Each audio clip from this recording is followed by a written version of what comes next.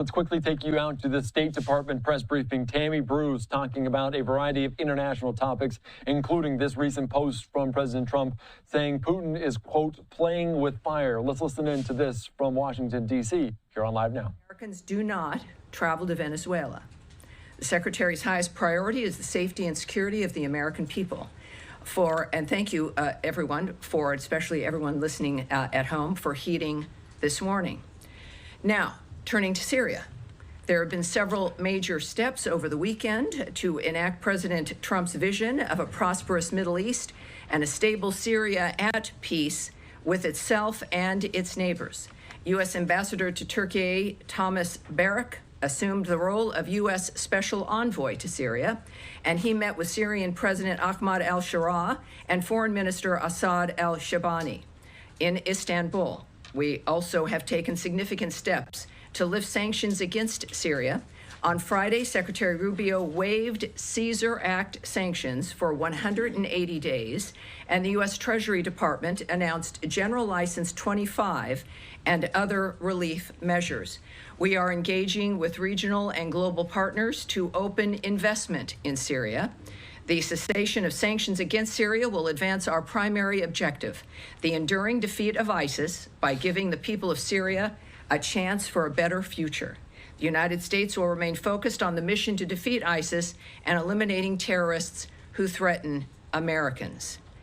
And that is our announcement. Some very good news, obviously. Many of us, we've all been talking about this from the beginning of my being at this podium. So it's a pleasure to give you some more specifics. And of course, with Special Envoy Barak, I think we're in very, very good hands.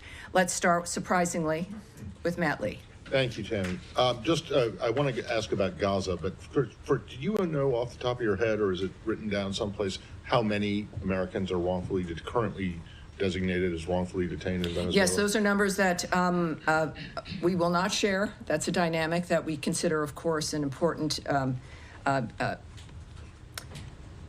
diplomatic dynamic as well as a national security dynamic. So no, I won't be giving you those numbers. All right. On Gaza, yes. What is the situation there, as you understand it, with the GHF and their first shipment or shipments? Yes. Well, last week we knew there were some numbers. We weren't able to give everybody some specific numbers, but I have some additional numbers for you as well. We have great news to report out of Gaza. I like being able to be asked about it, and we can talk about the numbers that are going in. The Gaza Humanitarian Foundation, under the humanitarian principles of independence and impartiality, has commenced providing life-saving aid to the people of Gaza who desperately need it. Approximately 8,000 food boxes have been distributed so far. Each box feeds 5.5 people for 3.5 days, totaling 462,000 meals. And so those are the kinds of numbers, I think, as we're looking at what's important in moving that kind of aid through the area. Right, but there was apparently some incidents today involving potentially shots being, or at least warning shots being fired, and hundreds. Well, yes, Hamas still has weapons. Hamas is in a situation here where all of this could have stopped, of course, if they had released the hostages and put down their weapons, but they refused to do so. They've also rejected ceasefires. So that's without confirming what might be gossip or single reports. The fact of the matter is Hamas has been opposed to this dynamic. They have attempted to stop the aid movement through Gaza to these distribution centers. They have failed, but they certainly tried.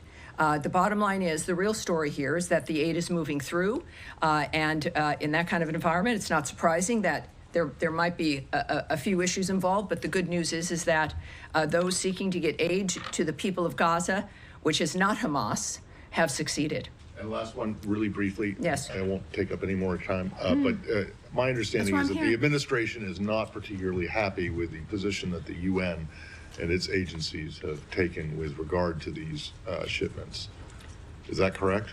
Well, it is. From the very beginning, we had I'd mentioned and we had heard about the resistance by certain NGOs and the UN. It is unfortunate because the issue here is getting aid to Gazans. And then suddenly it moves into complaints about style or the nature of who's doing it, or elements of administration and being opposed to getting food and aid, as we've demonstrated here, is happening and will continue to happen because someone might feel left out, is, I think, the height of hypocrisy. So the bottom line is that clearly people who care about the nature of solving this problem are taking action and moving it forward. And that's what counts. That's what matters. Yes, Andrea. Yes, ma'am. Cindy McCain of the World Food Program was on CBS yesterday with a very different narrative. And we are hearing from the ground today from our reporters and producers and camera crews that this incident was very serious, that it was not Hamas related. Cindy McCain said that Hamas is not breaking up the food deliveries, that people are starving and there are food riots because people are desperate.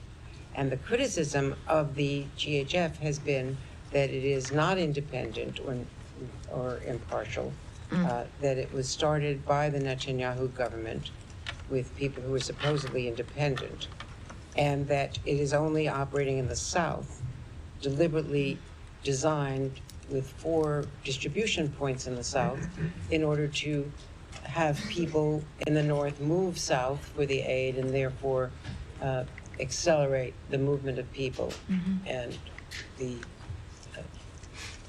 putting people in the South rather than in the North where they wanted to be. So there are a lot of controversies about this from the ground, yes. from all of our reporting. McCain said that no one had approached the World Food Program, which is still delivering food into Gaza, that people had been desperate. No one had, she had met with, as you know, the secretary. She said she welcomed that, was grateful for it, that the Rubio and McCain families have been friends for decades, but that they had a frank conversation about what's happening between Israel and the food deliveries, and that no one had even told them about this foundation or given them. Well, Andrea, this is where again there's certainly, and this is something the world is watching, something we've all cared about getting resolved. It is not an uncomplicated situation.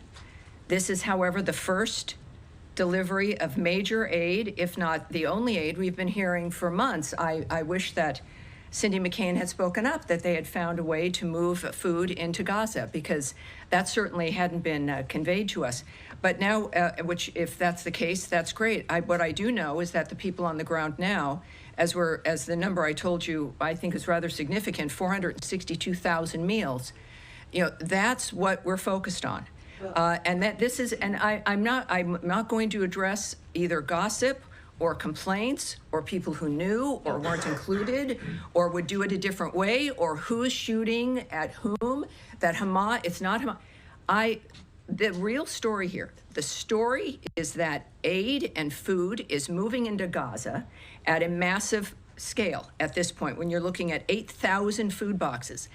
Was this going to be like going to the mall or through a drive-through? No, it wasn't. This is a complicated environment, and the story is the fact that it's working. I find it difficult that there are people who would go on television shows to complain about a process that is working and moving food into the area. Tammy, will it improve over time? Would anything that we do improve over time?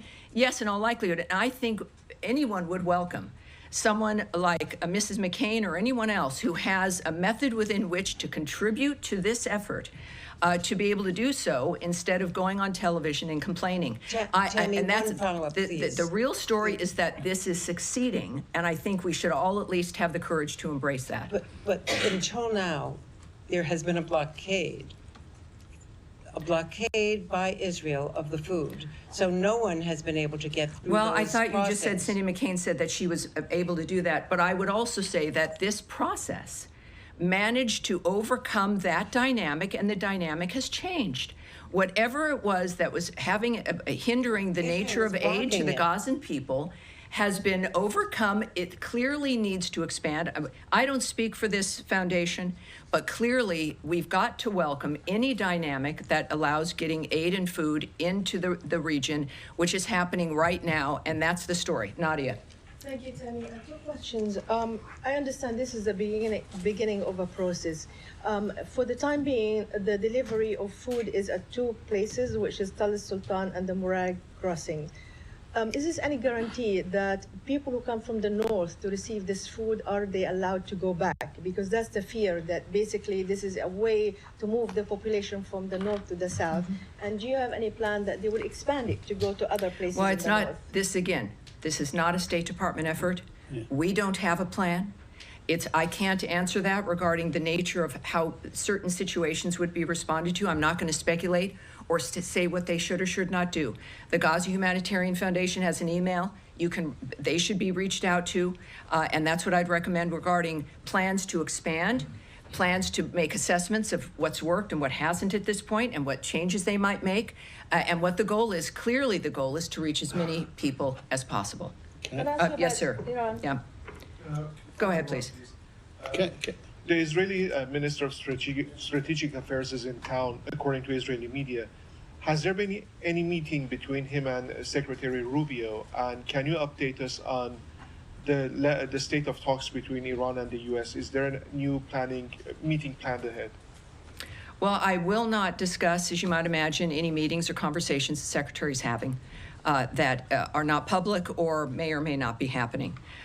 Regarding the latest rounds of talks regarding Iran, we can tell you that Senior Advisor and Special Envoy Steve Witkoff, of course, and Policy Planning Director Michael Anton participated in a 5th round of talks with Iran on Friday, May 23rd in Rome. The discussions were both direct and indirect and lasted over 2 hours. The talks continue to be constructive. That's not something that we've been able to say that in these particular talks, which is beneficial, and in this case they were constructive as well, and we made further progress. Both sides have agreed to meet again in the near future, and we are grateful to, once again, our Omani partners for their continued facilitation of the process. All right? Yes, dear. Just to follow up on the Gaza Humanitarian Foundation, because sure. I think you talked about independence and neutrality that was involved in this new foundation, but I mean, quite clearly that's not the case. I mean, the IDF itself has said this has been done in coordination with it and the foundation, so it's clearly being done, and the security of it is carried out by, on the perimeter, Israeli forces and then American security contractors. The problem with that, and what all the experts in the United Nations say, is that you therefore have a situation where the aid is provided by an organisation that seems to be a party to the conflict. And that's what the UN has always avoided, because you potentially made the recipients targets.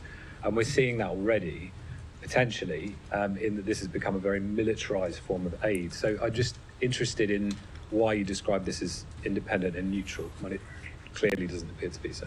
Well, again, I don't speak for this foundation. What I can tell you is the description of the nature of what they're accomplishing, which is getting food and aid into that region. I'll say that just one more time. There are some disagreements about how that's being handled, how that's being implemented. But I think that most of us would agree that this is good news, that it, in any other mechanism, under any other expectation, was not able to accomplish this. So it's just that there was another mechanism that was able to accomplish this and more. Well, you know, when you're right, we did have a really good mechanism. It was called a ceasefire, which Hamas broke.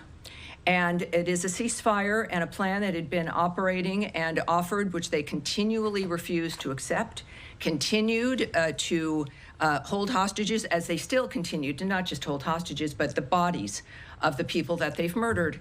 And they've refused to do the one thing that could stop this in a moment.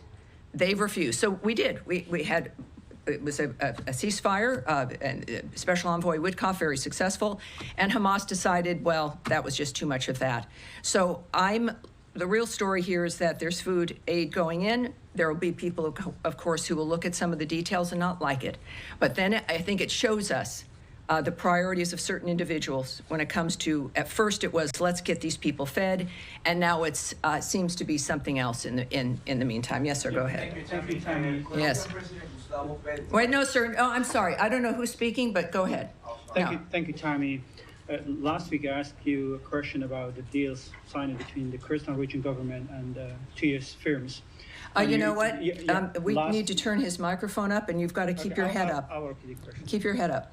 Last week I asked you a question about the recent deals signed between the Kurdistan region government and 2 US firms, the nature deals. and you encouraged Baghdad to work with Erbil to resolve the issues. But this week, the Iraqi oil ministry has filed lawsuits against the... All right, you're just listening in there to the State Department press briefing being pressed on this aid to Gaza as a U.S.-backed aid approved by Israel to take over aid distribution in Gaza says it has started operations despite opposition from the United Nations saying they would plan to expand, increasing each day. They did reach out to some figures, 8,000 food boxes, some 460,000 meals delivered, some disagreements over the locations of that and also who is distributing the aid. So we'll get into this here on Live Now from Fox. Let's slide away, though, for a quick 2-minute break.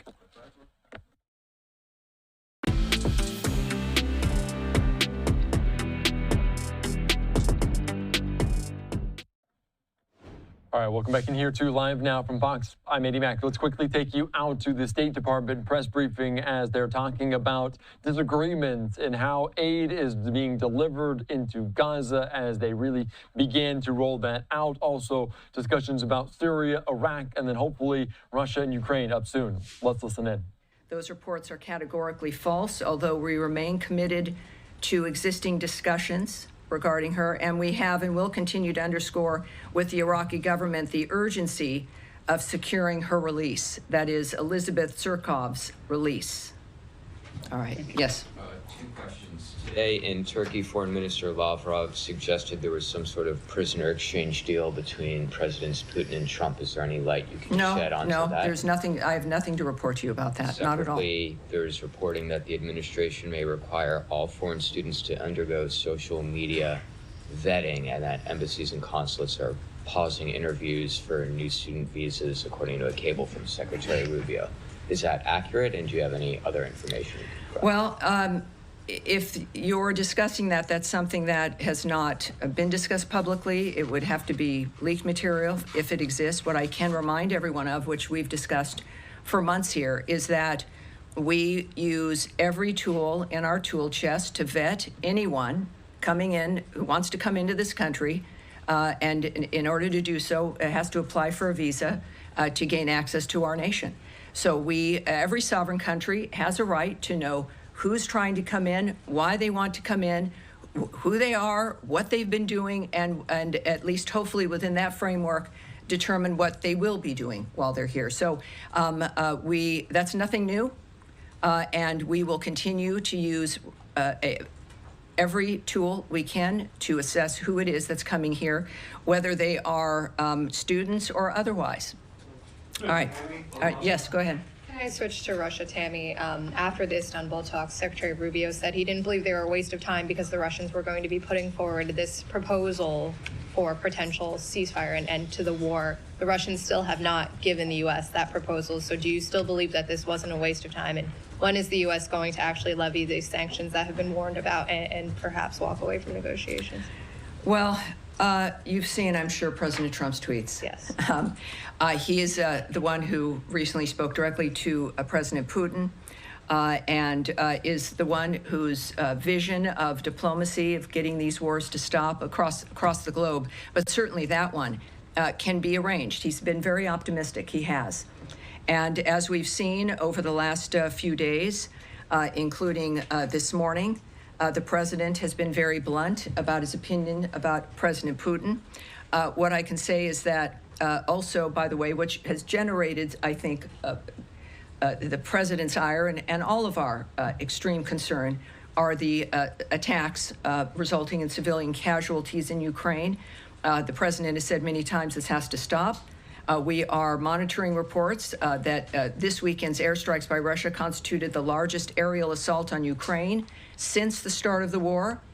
Obviously, our thoughts, prayers, and awareness sits with the victims and their families. We are calling for restraint and urge all parties to avoid further escalation. We continue to support direct talks between Russia and Ukraine. The president supports any mechanism that leads to a just, durable, and lasting peace. Any mechanism. There is no military solution to the Russia-Ukraine conflict, and a diplomatic solution is necessary. I will, for those who did not see the president's statement indicating the extremity of his concern from last night, just as the top, I've always had a very good relationship with Vladimir Putin of Russia, but something has happened to him. He is needlessly killing a lot of people, and I'm not just talking about soldiers. Missiles and drones are being shot into cities in Ukraine for no reason whatsoever. And that goes on, and that's from his Truth Social account. And this morning, he noted, what Vladimir Putin does not realize is that if it weren't for me, lots of really, really bad things would have already happened in Russia. And I mean really bad. He's playing with fire. Sorry, Yes. one quick follow-up, Tammy. The Germans say the U.S. has lifted all of its restrictions on the use of long-range weapons. Can you confirm that? And when was that? I'm not going to taken? discuss that. No, I'm not going to confirm that. Yes. Thanks, Tammy. On that memorandum for peace that Russia's supposed to be coming up with, was there a timeline ever set for when Russia needed to hand that over? Do you see this as a delayed tactic, stalling direct talks? Well, I can't speak to what if there was what the agreement would have been if there was a timeline. I can't share that information. I think clearly you should look to the president's sentiment that he's made very public as to indicate whether or not he's satisfied with what they've done. Yes, sir, in the back. Let me follow up on that question. Get your reaction to Russia's response to the president's tweets calling it quote-unquote emotional. Oh, yes. Well, I'm not going to speak about the president's emotions, but I think one reason why he was elected with a mandate last year is that we can all relate to him. He's transparent. He's doing something he cares passionately about. He knows what he wants to accomplish. He inherited a world that was on fire and is determined to stop those things. We've heard his remarks about all of this, clearly indicating a personal interest in the nature of what is occurring. And I think that that's what we all appreciate about him. If the Russians cared about the nature of how this is proceeding, they would be thinking less about that and more about what they could do, which is in their hands, to stop the carnage and the slaughter that's happening right now. So it's, I think, pretty clear where both sides are at this point. And given the president's public frustration of Putin, is it fair to expect some immediate policy adjustment? I wouldn't call it frustration. It is a statement of the man who has led the effort for peace in so many different regions, making it clear and being completely transparent about his opinion about what's transpired. And I think that is something Russia should take seriously. Americans certainly do. And there are, as I've mentioned last week, that there are many different things that the president has at his disposal to make sure that our position is felt and that can be used to make an impact to stop this carnage. Yeah. Yes, sir. King Charles has been speaking to the Canadian Parliament in the last few hours, saying that Canada faces another critical moment and is determined to protect democracy, self-determination, and freedom. The true North is indeed strong and free, and that's being seen by many as a clear endorsement of Canada's sovereignty, a rejection of the idea of it being the 51st state. Do you endorse his sentiments? I'm a fan of Prince Charles, King Charles, and of Prince William and Princess Kate. I think they're a great family. That's it. Yes, John. Go ahead. If you mind, let me go back to the student visa issue. Leaving aside the issue of the cable, the secretary himself has said that the vast majority of students in the country, foreign students, have done nothing wrong. They shouldn't be worried about their visas. They're welcome to study at American universities. People going to universities this fall, foreign students, should they be concerned that their visas won't be processed in time? Do you think that is the State Department confident that people can still attend autumn semesters? Well, this is every dynamic, and again, we don't speak about individual visa cases. We don't speak about the nature of the choices made about individuals. We do know, though, that we take very seriously the process of vetting who it is that comes into the country. And we're going to continue to do that. We're going to continue to vet, and we continue to have an interest. Again, whether they be student or if you're a tourist who needs a visa or whoever you are, we're going to be looking at you. I think why that would, it seems to be such a controversial thing that's going on, but it shouldn't be. And every nation should take seriously, and does, who's coming in. So if you're going to be applying for a visa, follow the normal process, the normal steps. Expect to be looked at, and we go on from there. And processing delays, do you expect students applying now to again, I can't speak to their individual experiences, but of course it seems like the nature of the reaction to this is that but I can't. We've always vetted people trying to come in. We've always looked at visa seriously. It's why we have a visa, so that you can stop and look at someone. So I can't speak about what the individual experience will be, but the fact is that everyone knows that it's a reminder, certainly, that we're taking it seriously. Yes, go ahead, certainly. And you just said it. There is a vetting process for anybody who's coming in the country, but what is different now? Is there a new criteria, a new mechanism? What's different? Well, yes, we in addition to not discussing, for privacy reasons and a whole host of other reasons, discussing individual visa processes with an individual, but we also don't talk about the methods. We're not going to lay out here with the media the nature of the steps that are taken, the methods that we use. That would seem to be a little bit counterproductive, perhaps. But it is a goal, as stated by the President and Secretary Rubio, to make sure that people who are here and understand what the law is, that they don't have any criminal intent, that they are going to be contributors to the experience here, however short or long their stay is. And so the details of which I won't reveal, but it's one that will hopefully achieve our understanding of who deserves to visit this country and who does not. And just on Gaza, if I may. Of course. There were, to say it mildly, there were some challenges today delivering the aid parcels to Gaza. If there are more challenges of this sort, or if these challenges intensify, what do you expect? Is there a plan B? Does it stop? Contact the Gaza Humanitarian Foundation. I know it can be. It's difficult in that this is something that we've all hoped for and have wanted to help see succeed. But the fact is, this is not a State Department project or effort. So we're not in a position to make that declaration and even really speculating. The people who've done this clearly want to do it. They want it to succeed. And I think addressing this with them might be very useful. Yes, Saeed. Thank you. Thank you very much. Just how can one contact the Gaza Humanitarian Foundation? This seems to be the gripe. I don't think anyone would appreciate it if I gave out an email right here from the podium. I think there's a thing called the internet, and you can type them in, and you will get an email address. Okay. There's a lot of you. I think most of you are reporters. I think a number of you understand research and the typing in of the interweb tubes, which will give you that information, sir. Okay, just a quick follow-up on 2 points. Now, the gripe of the United Nations is that not knowing who this organization is and who stands behind it, who's going to finance it, and so on. They also say that there are very sparse or a couple of entry points and so on. They need more entry points. Yes, everyone has an opinion. Right. I understand that. What I do know, too, is for the first time ever, Saeed, with your very well-founded concern, I can tell you that over almost 500,000 meals have been delivered into that region. I am pleased to be able to say that to you without dealing with someone or an entity or a group that isn't entirely happy because it's not absolutely perfect or because they would have done it differently.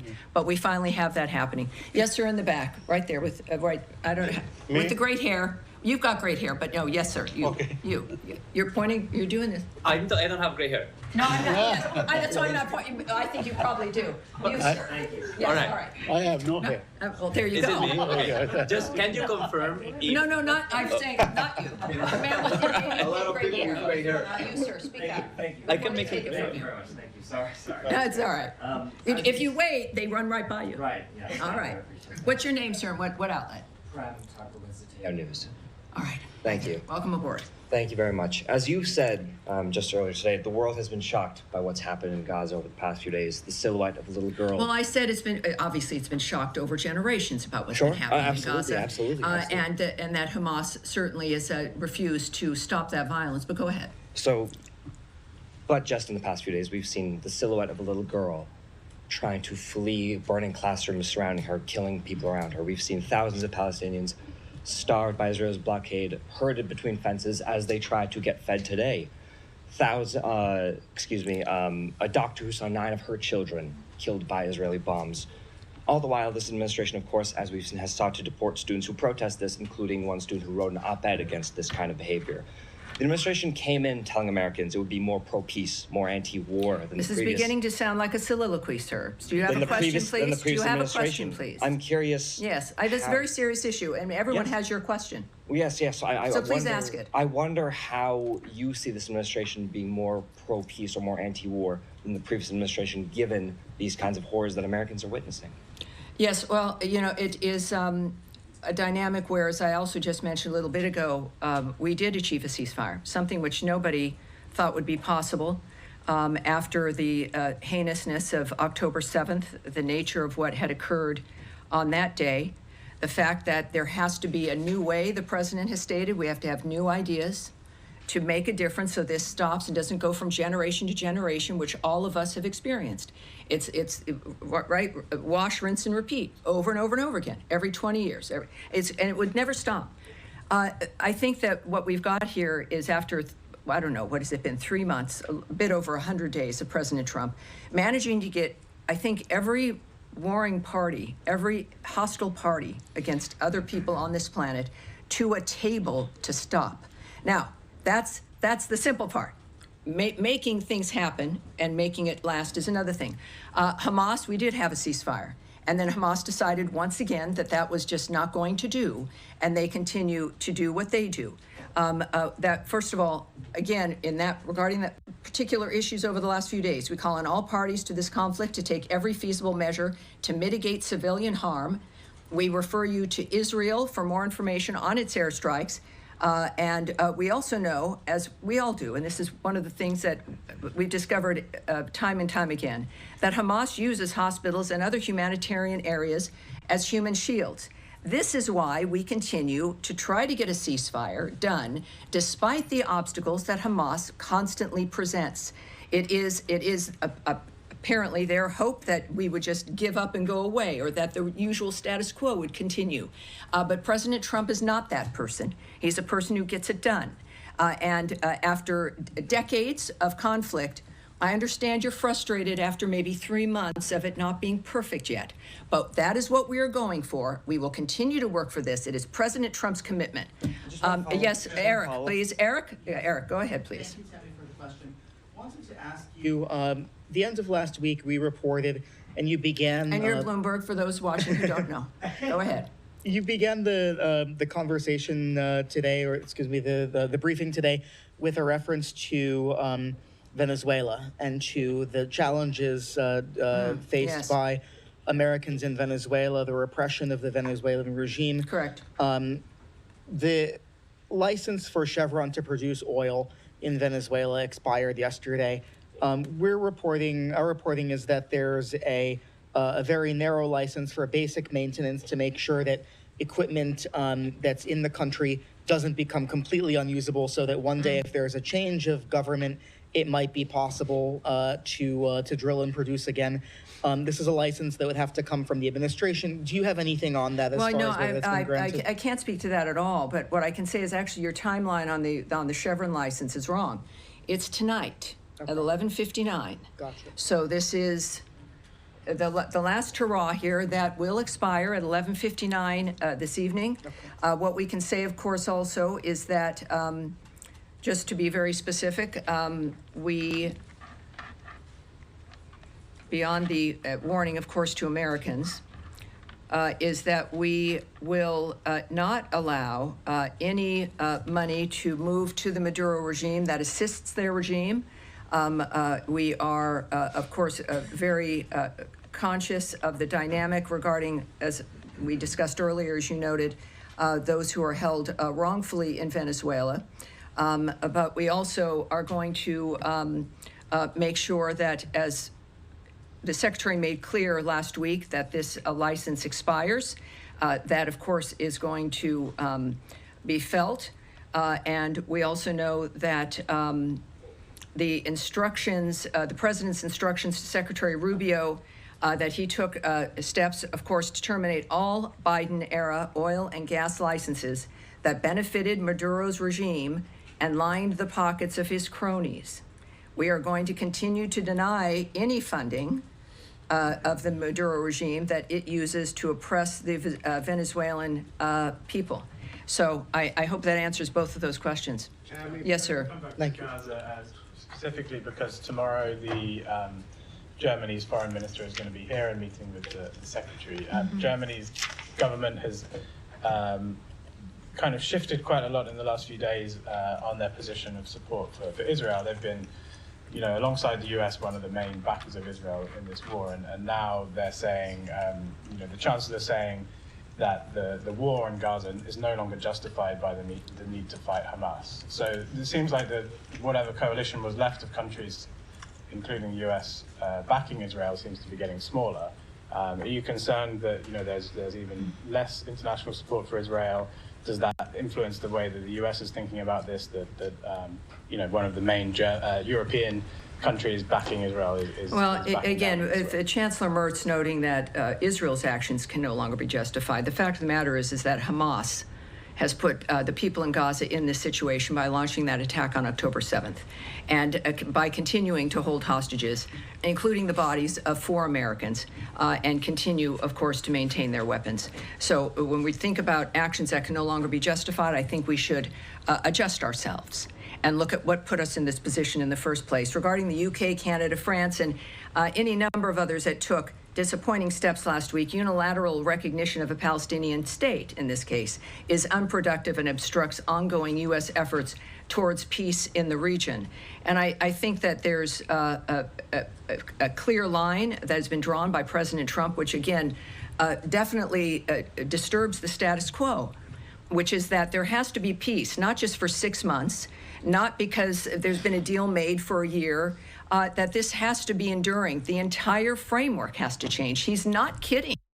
He's not kidding, because otherwise, in 5 years or sooner, someone will be in your position, someone else will definitely be in my position, having the same conversation. We can't allow that to continue. That is President Trump's understanding and vision of the change that needs to occur. And the fact is that the status quo does seem to be perhaps the easier thing to maintain, but it's not the one that's going to save lives. All right, yes, there, right there. Go ahead, speak up. Yeah. Thank you, Tammy. President Gustavo. No, excuse me, sir. I'm sorry. Yes, that will get you not called on, because you can tell I'm not looking at you. Go ahead, sir, please. Yeah, I have 2 questions. The first one is about Russia and Ukraine. We're seeing the Secretary of State several times saying that the U.S. are closing to stepping back in different ways. And we know the U.S. did play several cards. So what can we expect if this is happening? It means providing more weapons to Ukraine in order to leverage with the Russian, or just it means doing nothing? Well, President Trump and Secretary Rubio have said multiple times that this is not a war that can be solved through the military and through violence, that it has to be done diplomatically. At the same time, you've heard President Trump note that there has to be direct talks between the parties, direct talks between Russia and Ukraine. And also President Rubio's comments now for weeks that unless there was progress, that our approach would change, not our support for ceasefire or helping to achieve it, but the issue of mediating might adjust. As of right now, of course, there's a lot that's in flux, and President Putin is getting a sense of President Trump's anger at the nature of what's transpiring. But I think that it's clear that both parties need to begin to look at this situation in a direct way with each other to make the difference at this point. Can I do a follow-up? On Gaza and Israel, is there a limit to President Trump patience, let's say, or he will? I'm sure there is. Keep letting Prime Minister Netanyahu doing what he's doing in Gaza, or President Trump at a certain point will say, stop. Let's Well, sit down. if you see President Trump, you could ask him directly that. I'm not going to presume. I know I'm not going to presume President Trump's frame of mind about what he's willing to do or won't do. This is a man who's serious about getting a situation finished, of getting a deal done, of ending the situation which he is clearly confident it can end.